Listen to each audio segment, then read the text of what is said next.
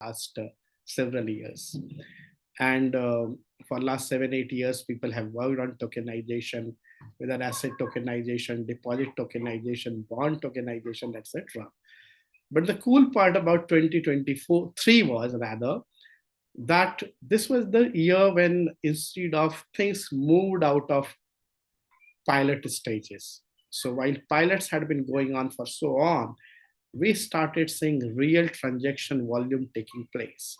So today, Onyx does around a couple of billions of dollars of transaction every day. A few in the month of November, JP Morgan said that they will be creating their own L1 platform. And also we have seen that number of them have been moving towards L2.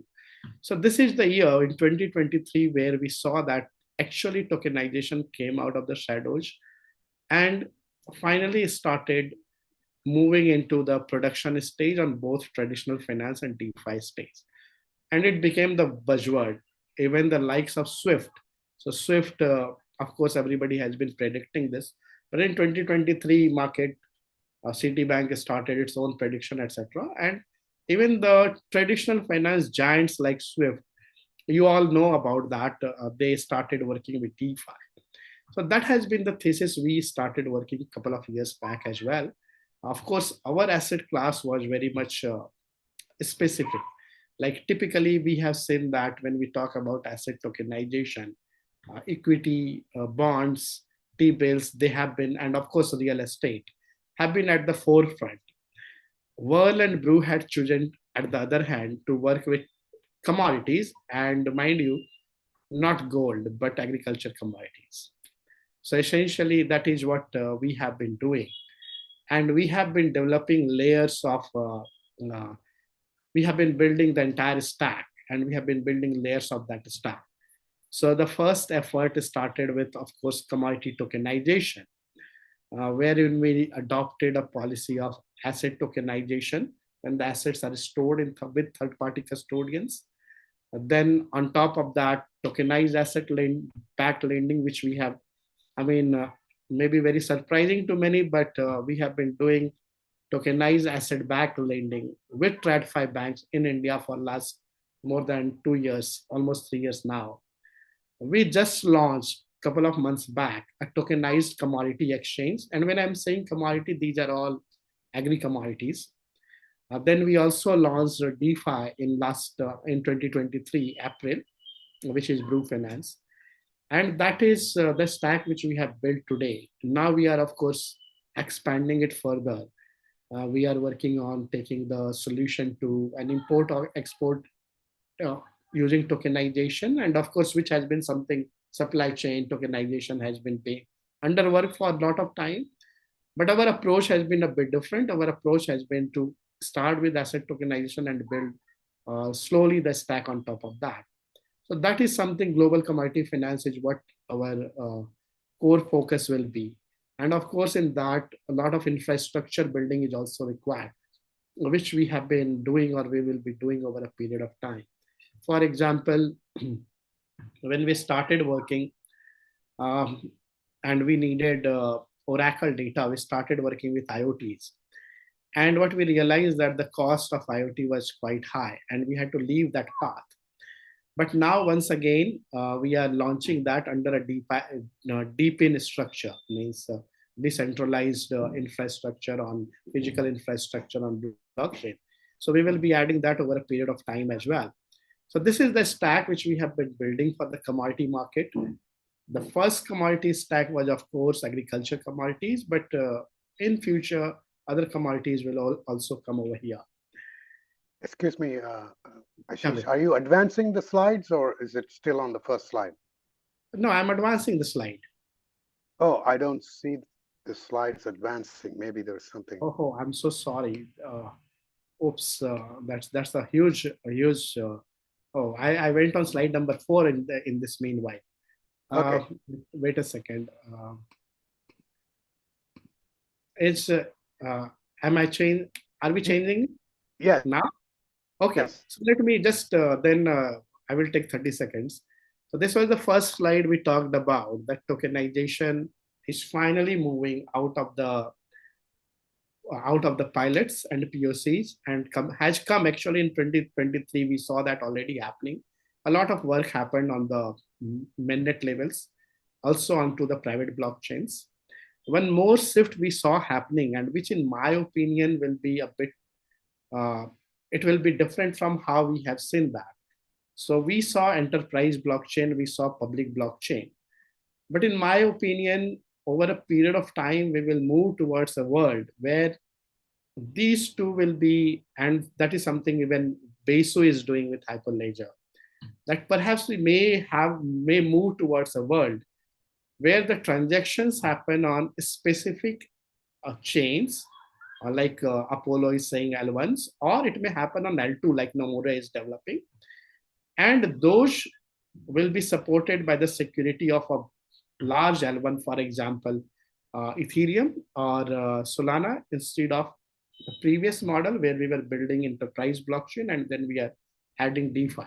In my opinion, slowly the things will change. So that is one thing we have been seeing. Secondly, I was talking about this slide, what is happening in the tokenization market. Third, this was the slide I was talking about, that we have built a stack on the commodity sector. So we started with tokenization as the base stack, added TradFi lending on top of that, added decentralized finance on top of that.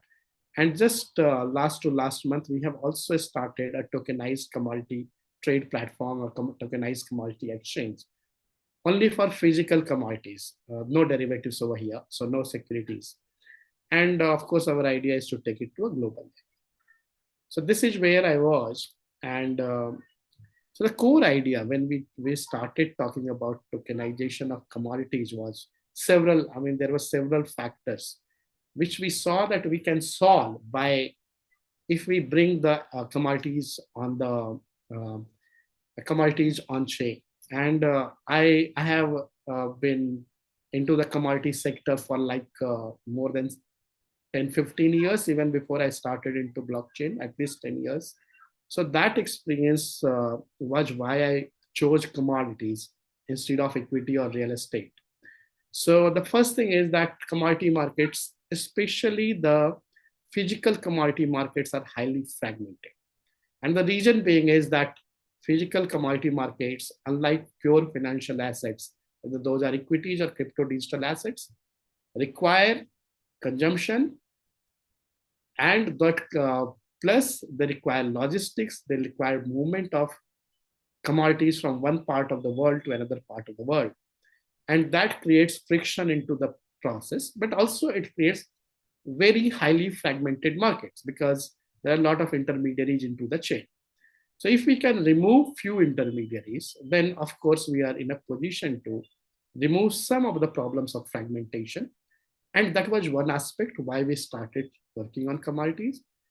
And the second part is commodities markets have a product called commodity finance, which is essentially inventory financing. So commodity cycles are in such a way that everybody in the supply chain ends up holding a lot of commodities. It means your lot of money is locked into, a lot of working capital is locked into that inventory. So commodity finance is a way to solve that inventory problem, that liquidity is provided by giving loan against inventory. And that's a global product. Commodity finance is a $250 billion product across emerging markets, across European markets. Anywhere you see commodities, you will see commodity finance. But what we have seen, and we have seen in many markets, that this market is prone to high level of frauds. Whether those frauds happen in India, China, Southeast Asia, Singapore, these are some of the examples.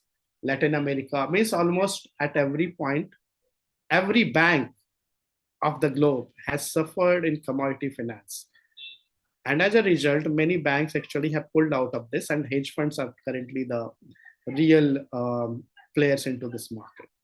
So that was second thing, that how do we create a commodity finance market which is less fraud prone, because the fraud was largely double spend problem, multiple lending at, all these, whether you see NSEL, Qingdao, Hin Long, all of these are about multiple lending against the same collateral.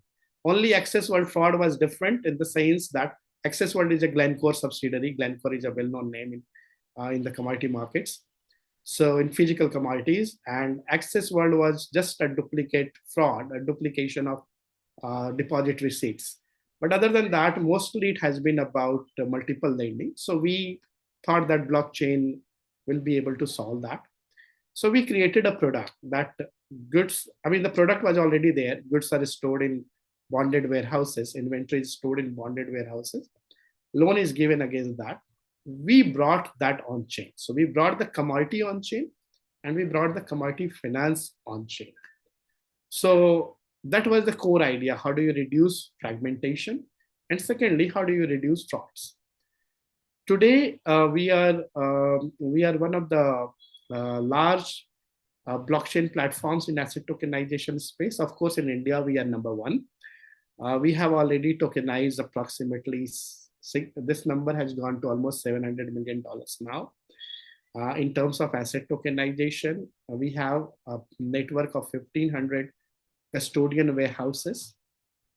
We have already served, and I'm talking about retail customers here, approximately 20,000 participants, starting from the level of farmers to the level of intermediary traders to also processing mills and commodity processing mills and so on. And we are working, one of the few institutions across the globe, to work with traditional finance institutions on tokenized asset lending. So we are working with few of the names in India. We are also working with the government sector, and that has been going on over there.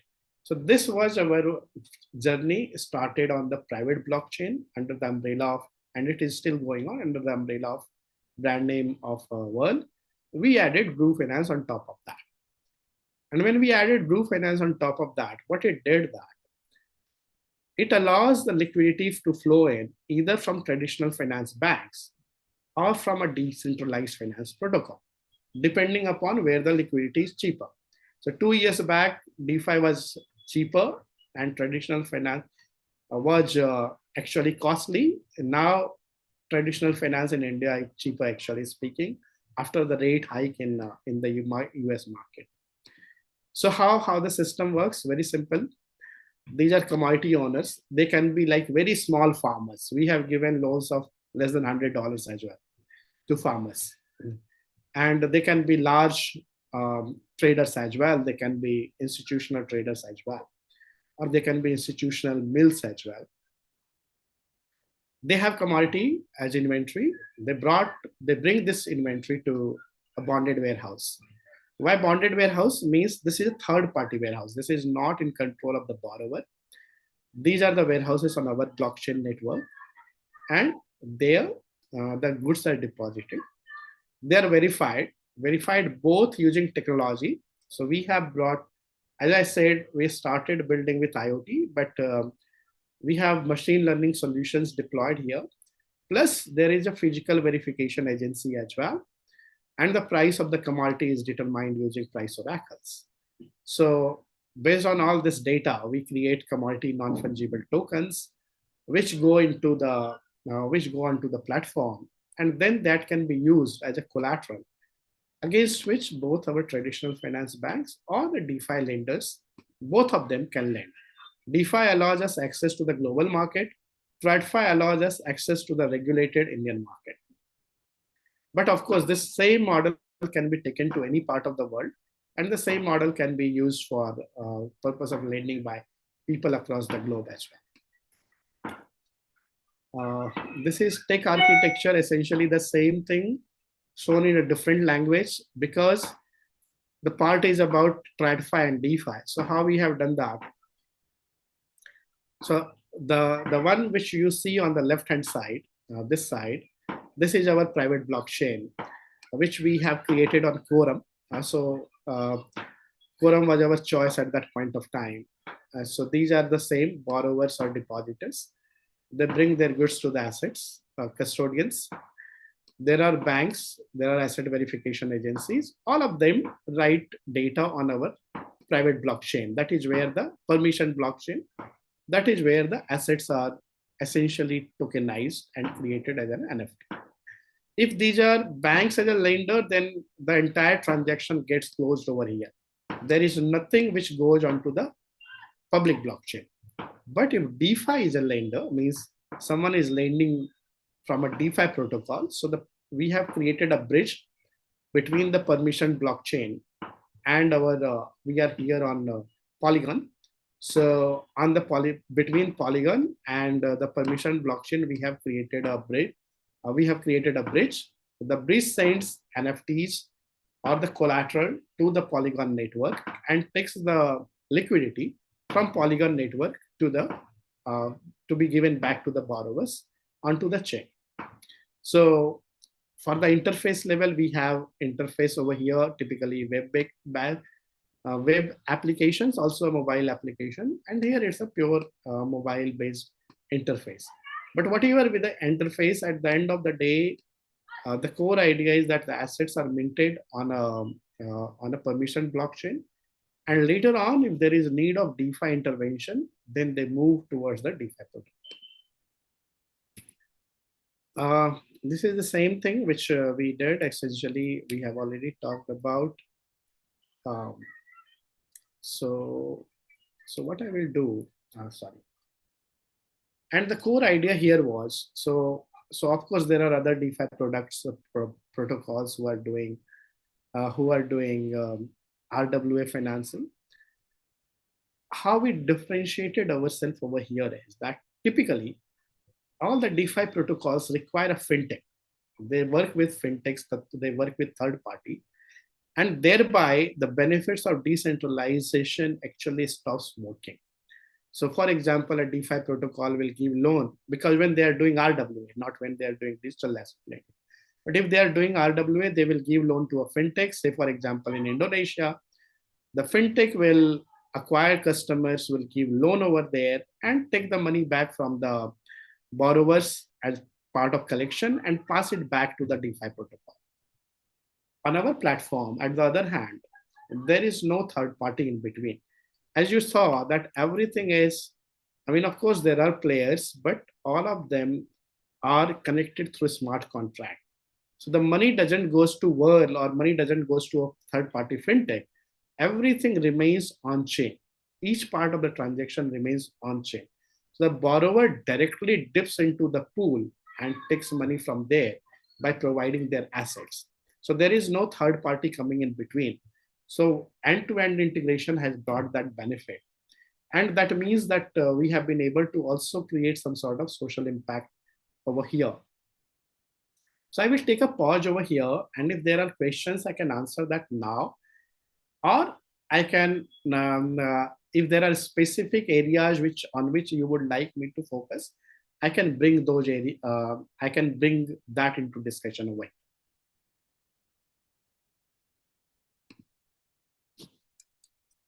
Don't hesitate, guys. Please ask questions. Of course, it has to be Jim first. Right. Thanks, Vipin. So yeah, my big thing on the DeFi and the traditional banks is they usually have very, very different rules and regulations that they have to comply with. So my guess is, and this, I need your help to understand it better, but I'm guessing your platform has to accommodate those differences in regulations in a sense. So if I'm borrowing money, if it's coming from one of the DeFi things, I have a different set of, I assume, rules and regulations that are going to apply versus me borrowing from some commercial bank or the equivalent of that in India. Does that make sense? 100%. So actually speaking, DeFi regulations are yet to be framed in many parts of the world, right? Even the USA has not regulations and is rather saying that the existing regulations apply. And in some countries like Japan, Singapore, etc., have already created a framework. India is one of the countries which has decided that they will only go for regulating the assets, except for a few things, only after G20 adopts the regulations. So that way, we have no regulation. We have a regulatory arbitrage over here. But you are pretty much right, Jim, that when it is a bank lending, we have to comply with every regulation related to the banking sector. And that's how we build the solution. That is why The initial solution was built on permission blockchain. It used Quorum, where private transactions was possible. I mean, that was before Hyperledger brought private transactions. And we built the solution from that perspective. So as of today, we are in a position to follow the regulations related to banking sector, even if we are into the DeFi, because the core was built using those regulations in mind. All right. So then the other thing that in the US, Okay. if we were doing the same thing you're doing and had to comply with regulations, one of the challenges here, and I don't know if it matters in India or not, don't know, is here, if I were, I'll call it operating in this network as a participant, and I wanted to borrow money for whatever I'm selling or buying in this ecosystem, if I'm doing that in the US, the banks that I would be getting my loan from would be required to support AML sanctions real time on me. So if I'm a legitimate borrower last year, and all of a sudden the federal government now puts a sanction on me as of today, the bank has to say, oh, I can't give you any more money, among other things that they'd have to take as an action because the sanctions are real time. Do you have to deal with sanctions at all? So India now applies AIML regulations on any crypto participant, including exchanges, including DeFi protocols. So we have to follow that as well. All right. So every participant, even the DeFi side, then is a known entity legally to you, which is good. Yes, exactly. We don't work without KYCs. Right. Excellent. Thanks. Yeah, it's not pure DeFi in the sense that it's not anonymous. It's not censorship resistant, but the core idea of DeFi for us is that how do we pull global liquidity into a global south? Yep. So for example, if Jim wants to give loan to a farmer in India, he can use our protocol to do that using stable coins. Excellent. Money. Yeah. Hey, Ashish, great presentation. Can you, I missed the part about the cash movement. How does this cash work through the system, both on your private network as well as when you work with your DeFi side? So that's where the problem area is, still is. And so where that is where one part remains. It still remains on traditional financial side. So how we do that, just allow me a second. So if the cash movement, if it is a banking transaction, okay. So as we saw that the banking transaction happens entirely on the permission blockchain. But one part which is not on the blockchain as of today is cash movement, because we have to use fiat for this purpose. So what we have done, that we have connected our platform to the bank's core banking system.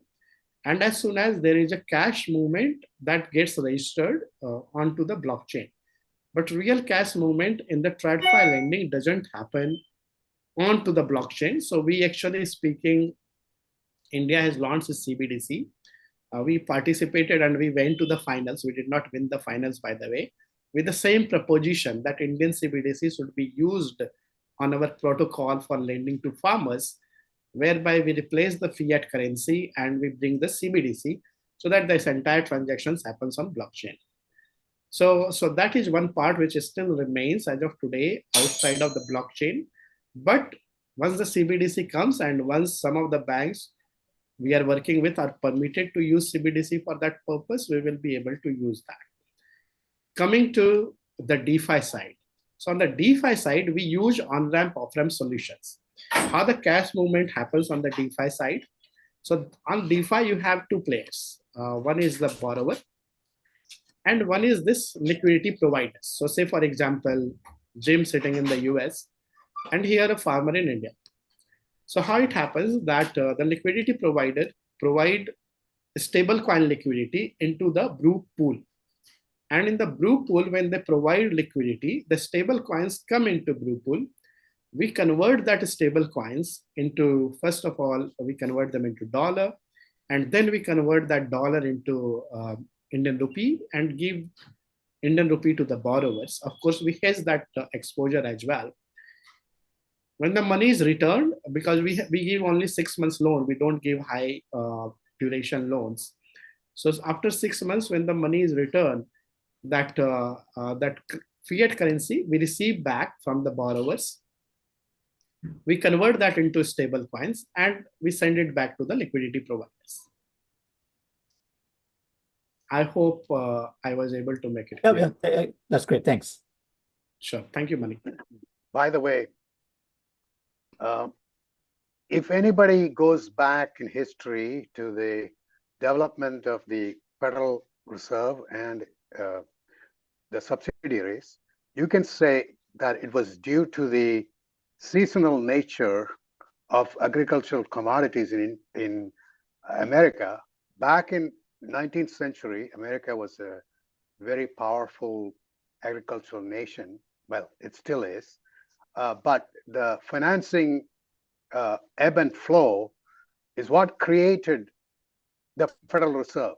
So financing of agricultural commodities is a basic feature of finance. In fact, it might even be the foundational feature of how money and finance started.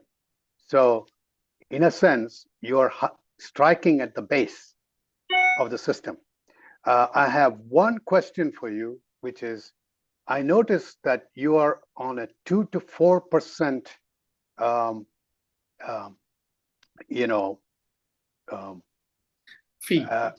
fee structure is 2 to 4%, but others are 0.4 and 0.5 only because they are only dealing with a part of the system, or how do you justify, because there is a lot of focus being given to the fee structures, especially, for example, the Bitcoin ETF coming up. And could you comment on that? Sure. So Vipin, there are two parts. When I say 2 to 4%, actually speaking, we are still cheaper than others, because when you have a fintech in between, that fintech takes 10%. So while the DeFi protocol only earns this 0.4, 0.5%, the fintech which is working in between, which is taking money from here, keeps a spread of approximately 8 to 10%. Happens in India as well. In India, fintechs borrow at 15 and lend at around 24 to 30%. We, at the other hand, the total cost starting from end to end is 2 to 4%. So it means that we have been actually able to cut it down significantly and still keeping that on our books. So in case of other DeFi protocol, it gets divided between the books of the DeFi versus books of the fintech. Here it accrues on our platform. Second part, the on-ramp, off-ramp solution itself takes away approximately 1.5 to 2% out of this business. So as a result, we are not actually, I would say that enriching ourselves a lot by exploiting the borrowers. We have actually reduced the fee significantly into the ecosystem.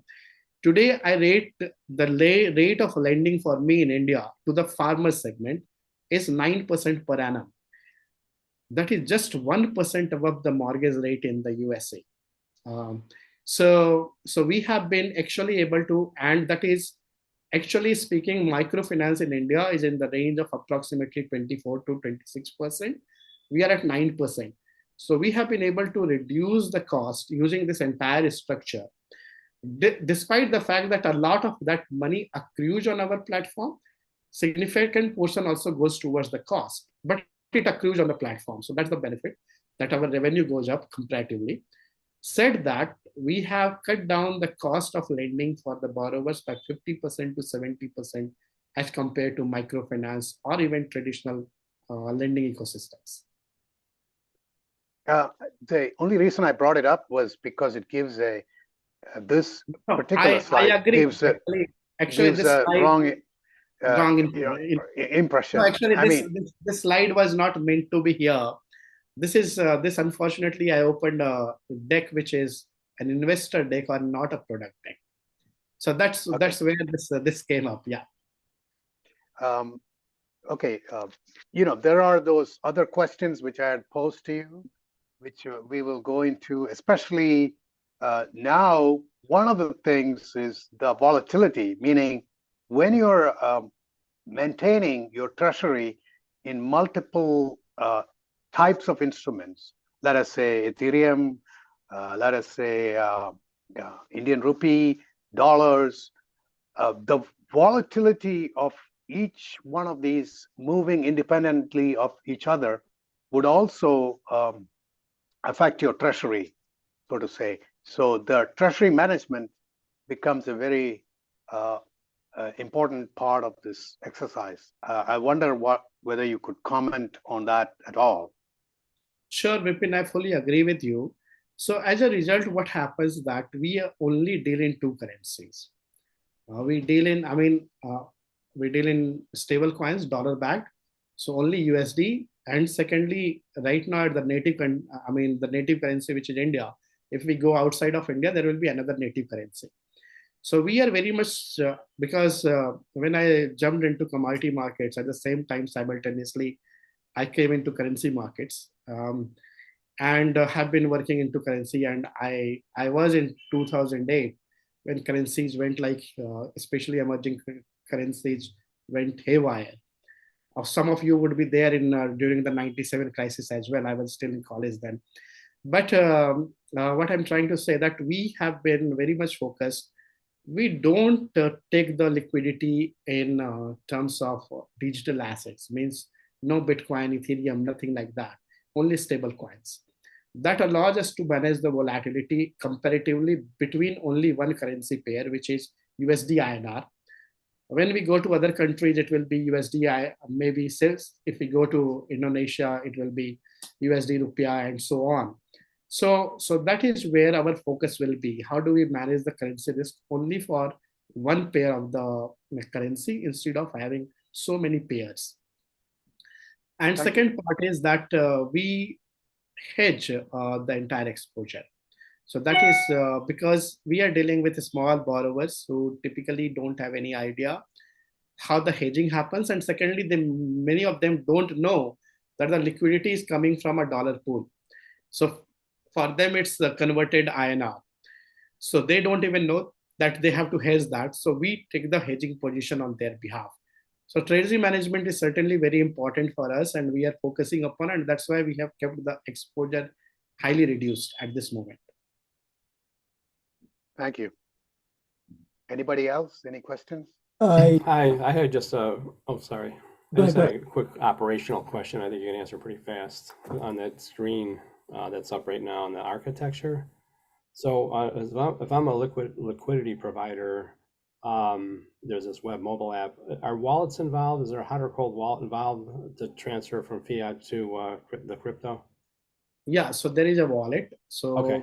So if you are a crypto, so we have created it for both crypto natives and non-crypto natives. If you are a non-crypto native, you can, but that is only for Indian people.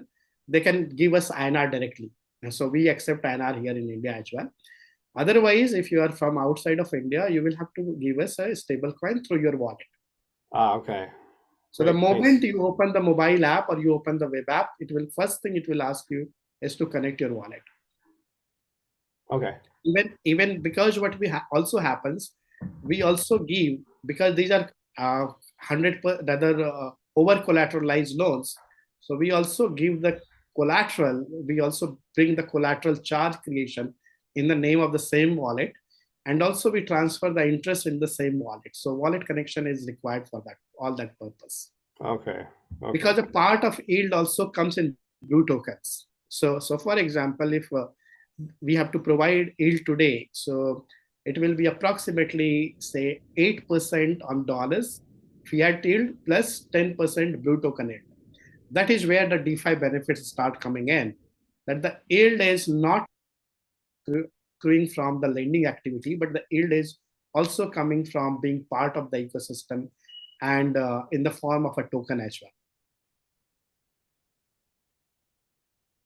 Where is Brew traded? Brew is not yet listed, but we are working on listing it by month of April. So right now there is a private market for Brew Finance tokens, but not yet publicly listed. Money? Yeah. Hi, just maybe we were to take it offline. A bit more technical question about the whole quantum infrastructure. Maybe can I reach out to you later? Sure, Money, anytime. Yeah. Maybe if you can share with me your email, I'll reach out to you. Yeah, So of course. at this time, I have to also say that Money is going to make another presentation here where he is going to link the entire, his thought processes are system oriented. And so his product is going to link both the payment side into the picture, and also when you're talking about other financial like equities and other things, then you need some kind of clearing, exchanges, a lot of financial market infrastructure, which is actually being worked on today by people like LSEG and the Euroclear people, and mostly on, some of them are on Corda, some of them are on other blockchains. But anyway. Yeah, we just want to clarify. I mean, the focus will be on more on privacy, privacy on the chains using zero knowledge proofs, and how we are implementing for enterprise ledgers. It's just as a first of its kind. So. Yes, because that's essential for implementing all of these correct things like order books or any kind of cap tables. Any delivery versus payment versus payment, you need privacy, and that's fundamentally we are solving. Yeah. So even if you're focusing on that is in pursuit of creating the trading of what we can call it RWA for lack of a better term, but they are all different kinds of RWA. Sure. There are dematerialized RWA like shares and stocks, and there are actual physical RWA like commodities and real estate. So when we have this veil of the market laid over the whole thing, then we have more interoperation between all of these commodity types and payment types. Anyway, go ahead, Ashish. Sorry to hold forth on certain things. No, that's a great idea. So, that's the thought process, as Mani mentioned, that privacy using zero knowledge proof and all. Because if we want traditional finance to come onto, or if we want a merger of traditional finance and DeFi finance, then certainly we will require these services. We will require, and as we are seeing that the ETF is coming up, and people are saying, hey, it is all against decentralization, that you require custodian and all, but without that, we are not going to move anywhere. So those things will be certainly required, and people are building that. And I would love to discuss Money how, because I have my own thought process on should we build something on those lines. So would you refer to this also as a supply chain trade finance solution? Would you? Over a period of time, yes. Over a period of time, that's what we are actually taking a solution to. That our focus market is commodities. So whatever happens in the commodity business, we would like to be part of that over a period of time. So right now, what we are doing is inventory financing. We are providing the inventory. We are taking the inventory in the warehouses, bonded warehouses, giving loan against that. But that's a very pawn market sort of a structure. And then we have just started the tokenized commodity exchange. So the third step which is coming up is, of course, the supply chain finance. And over a period of time, of course, the idea is that how do we use tokens transfer as a tool of import-export? And if we are doing that, how do we bring import-export supply chain financing? So all that is part of a evolving stack for us.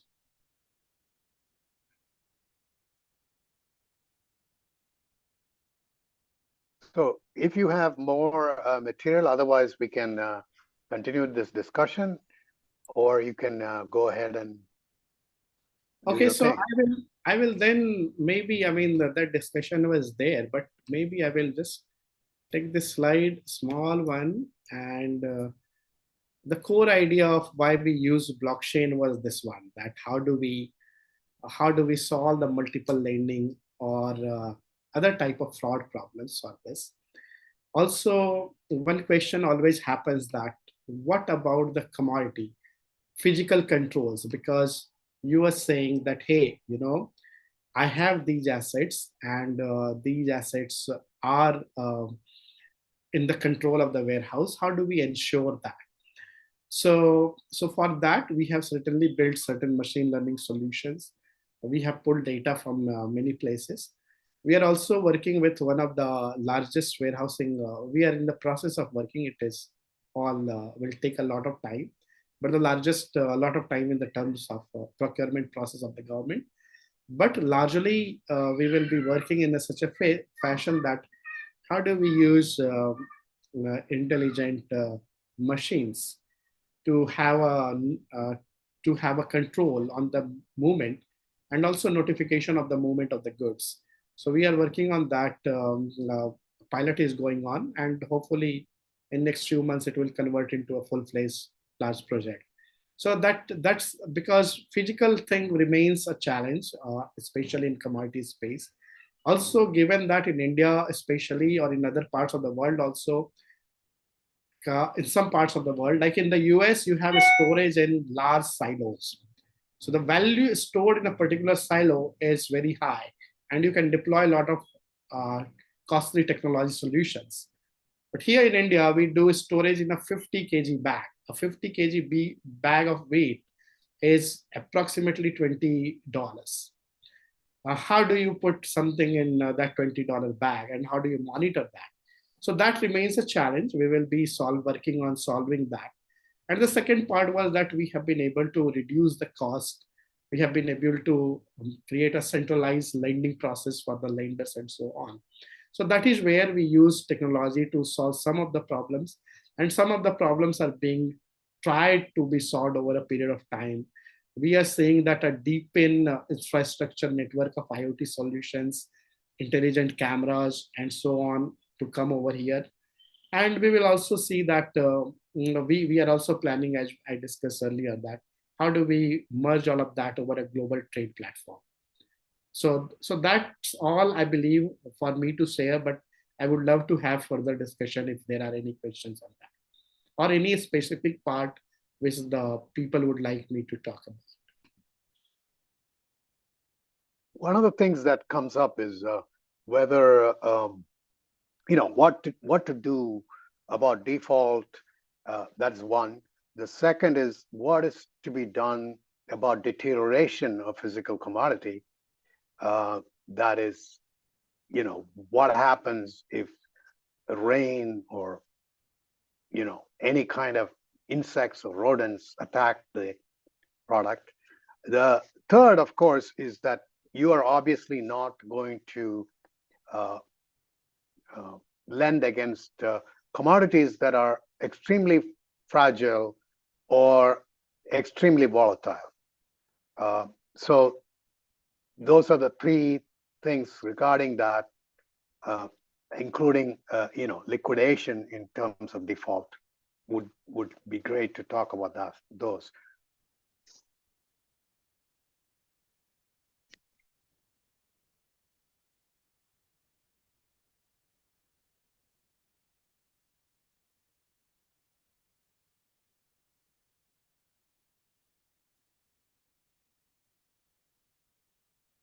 Did he disappear? Looks like he did. Ashish dropped off.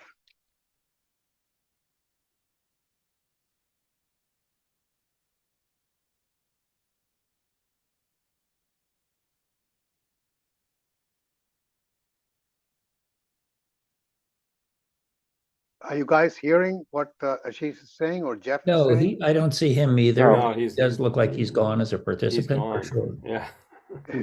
So Well, now maybe Vipin, you can pick it up from here. well, I mean, these are the questions that I asked him to address. Oh, here he comes because- again. He's coming back in. Oh, beautiful.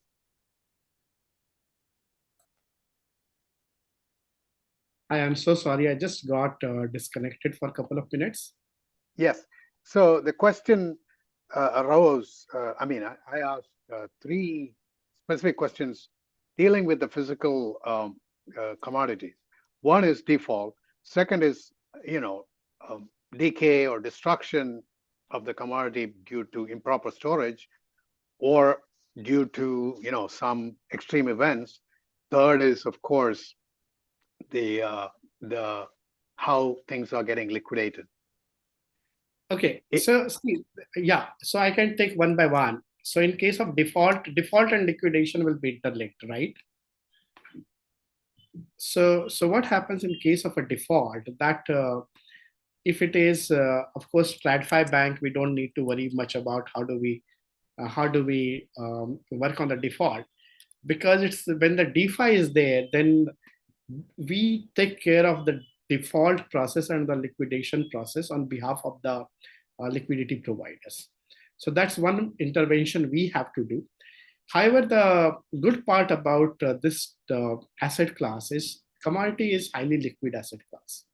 So it's not real estate. So you have an asset class which is highly liquid, which can be sold in almost any part of the world. Means, of course, you can sell online. We have our own trade platform where it can be sold. But even if it is to be sold physically, we can even sell it in a small village or maybe rural markets, small urban centers as well.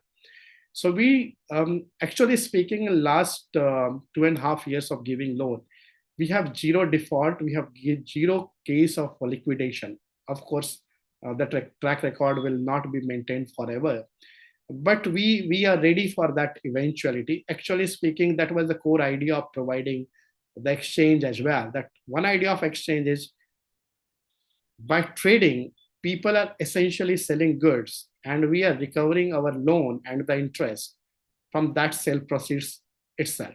So that helps us in collection, and we can use any day to sell online that commodity. Secondly, we can sell offline as well.